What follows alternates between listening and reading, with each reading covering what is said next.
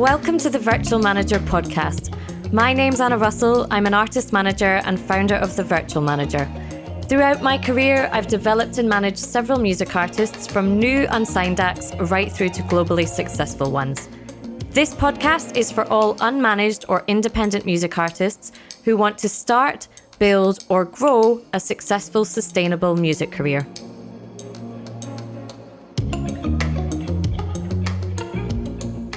When I'm working with music artists at all levels, one-to-one, one of the biggest factors affecting their progress and success is that they're simply not doing enough fan base building activities, and they're not doing them consistently enough. The irony is that if these were the only things they did, foregoing all other business and promotional tasks, they'd be getting the results they want in their music career much more quickly. After making music, fan base building activities should be your priority, and they should also be ongoing and consistent throughout your career. If you listened to episode 11 a couple of weeks ago, which was the Music Artist's Essential 2020 to-do list, you'll already know that fan base building can and should start as soon as the foundations of your artist project are in place, perhaps even before. And if you haven't listened to that episode, do go back if you want to find out exactly what the foundations of a successful artist project are. In short, focus on fan base building first and foremost. I can't emphasize this enough, and it's why I've recorded this episode. And by the way, if you're listening and you're a session musician rather than a music artist that performs their own original material, simply substitute fan base building for client building, and you'll also get the jobs and sessions that you want much more quickly. But what are fan base building activities? In this episode, I'm going to list out several fan base building activities that you should be incorporating into your day-to-day as an artist.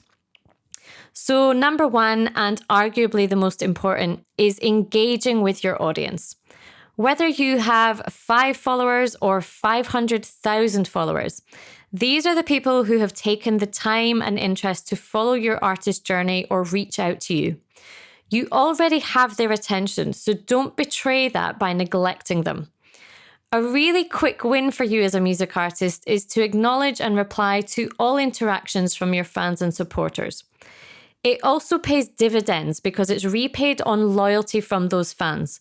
It's essential to the longevity of your career. So you want to be engaging with the fans and followers you already have, even if you are starting out with a tiny number.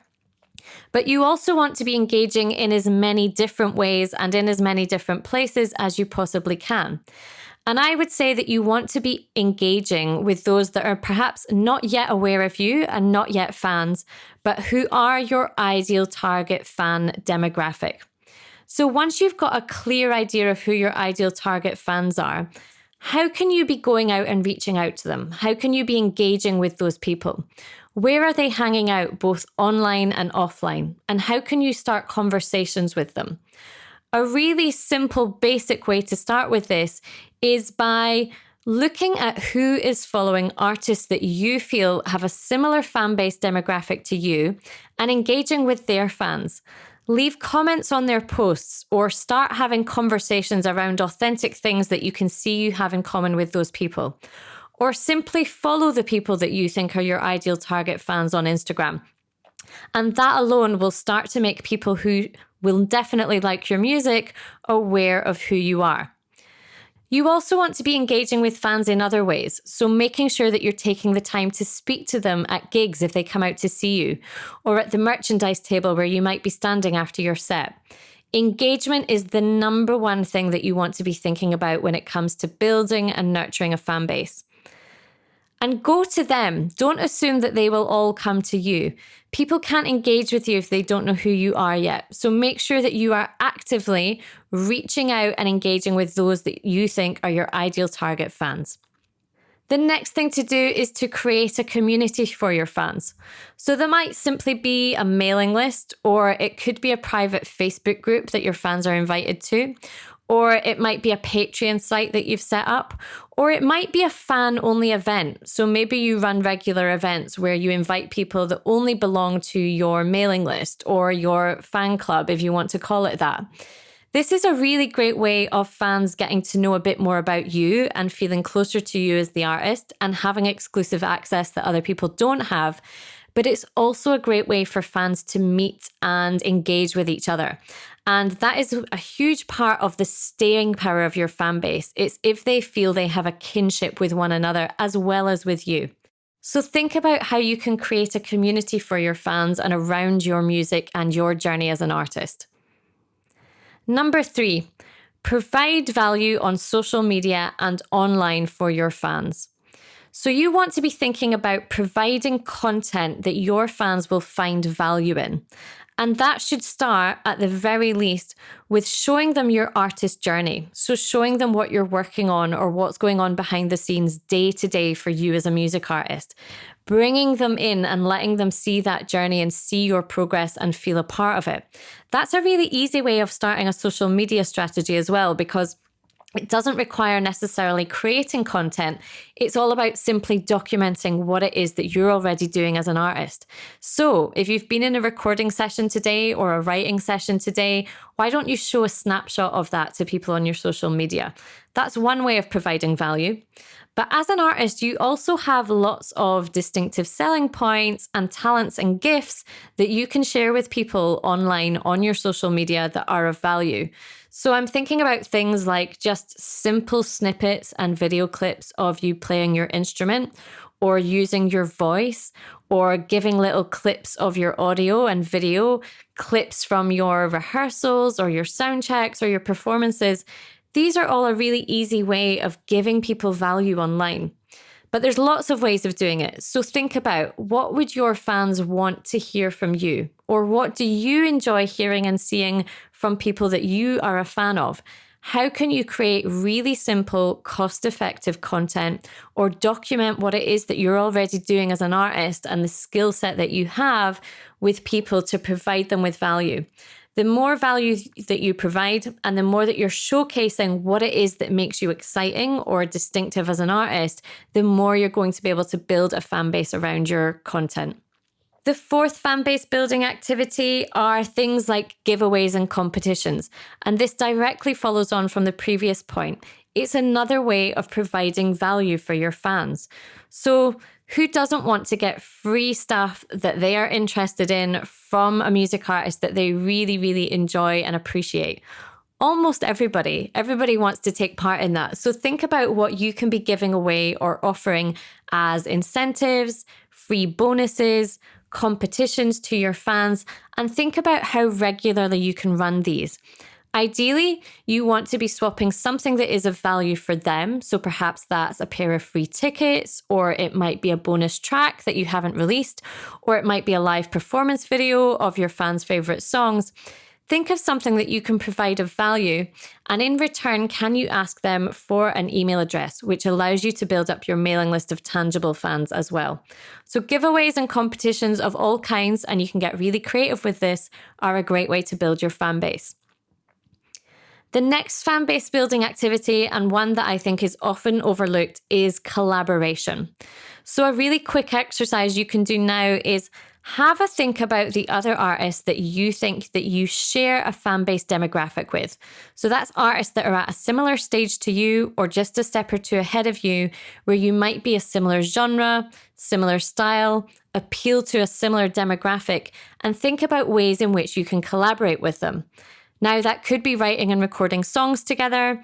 It could be playing live together, supporting each other at one another's shows. It could be collaborating on social media content, so you inviting them to be part of your YouTube channel and vice versa. There's so many different ways in which you can collaborate that would be mutually beneficial for both or all of the artists involved, where you get to borrow from one another's fan bases and build up your fan base that way. So that's a really mutually beneficial activity that I don't think artists are utilizing enough. So have a little think about 6 artists that you could potentially collaborate with and reach out to them. Number 6, a really obvious but very important one is playing live. And that's everything from busking in your hometown to supporting established artists out on nationwide or even worldwide tours. Anything on that spectrum at all gets you in front of new potential fans. So could you be out gigging more often than you currently are? In which ways could you be getting out and playing live? And it might be starting simply by busking or going out to an open mic night every couple of weeks.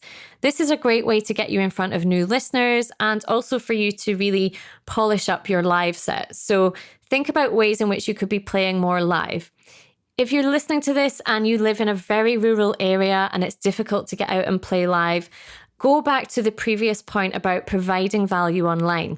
Could you be doing live stream performances simply from your home online to your fans? Could you be recording little clips of you playing live, whether that's entire songs or even entire sets, and then putting them out across your social media or to your mailing list? That is also a form of playing live, so utilize it if you can. And the final fan base building activity that I'm going to list in this episode, number 7, is social media advertising. Now, I'm a big fan of social media advertising for music artists, not least because it provides huge value for you for very low cost, but more importantly, it allows you to really target your ideal target fans, especially on things like Facebook. And I would also say that social media advertising is a really great way of introducing yourself to new potential listeners and fans. So on Facebook, for example, just running a simple page likes advert and targeting people that like artists similar to you or the genre that you play in can be really effective in building your initial fan base. Also, when you put out a piece of valuable content on Facebook and it gets a lot of organic engagement, that is a really good sign that it's a piece of content that people really resonate with and are really enjoying. So that gives you an indication as to which posts you might consider boosting on Facebook, for example. Now, boosting on Facebook is not something that I encourage using heavily, not least because it interferes with the algorithm and your visibility on Facebook. But every now and then, for a piece of content that has gone down particularly well with those that have already seen it, I recommend boosting it to everybody else that already follows you on that platform so that they can also see it. So those are just 7 fan base building activities. Note that these activities aim to either optimize discovery of your music or nurture the audience, fans, and followers you already have. I.e., in business terms, this is all lead generation and nurturing those leads. For the purposes of this episode, we're not yet concerned about converting those leads into sales prospects. At any given time, you want to be doing a minimum of 2 to 3 of these activities. And I'd advise starting with engaging with your audience, both online and in real life, and providing valuable content on social media and on your website. This is the base level of fan base building activity you want to be doing all year round. Then when you have new music being released or an exciting activity such as a headline show or a tour coming up, you should double down on fan base building activities, which should see your fan base growth benefit from a boost at this time. But I see too many music artists too often only focusing on fan base building when they have something to promote, at which time it's usually too late. This is why so many releases underperform or shows undersell, because you've not been focusing on building a fan base first. But you really do have to build a fan base if you want them to come. That's it for this week's episode, and I hope that it has really impressed on you just how important fan base building is and how important it is to start that as early in your artist journey as you possibly can. As I said at the beginning of the episode, I really can't emphasize this enough. So I would love to hear from you. Which of these fan base building activities are you currently using? Which of them are you using consistently? And which have been proving effective for you? Send me a message and let me know. I'll be back next week with another episode of the Virtual Manager podcast. I hope to see you then. Thank you for listening to this episode of the Virtual Manager podcast. If you've found it useful, I invite you to check out the Virtual Manager membership site. The Virtual Manager is an essential resource for independent music artists who want to start, build, or grow a successful, sustainable music career. It ensures that you have the foundations of that music career in place, then helps you to build on those to achieve your music career goals. With monthly music industry training, a library of tools and resources, A&R feedback on your music, access to live Q&As with me, plus an active supportive community of like-minded artists, the Virtual Manager is the perfect place to be for any unmanaged or independent artist. The Virtual Manager relaunches very shortly, so to get early bird access at the lowest membership price, join the waiting list now at thevirtualmanager.co.uk. Finally, please take a minute to review and subscribe to this podcast. It helps more independent music artists to find us.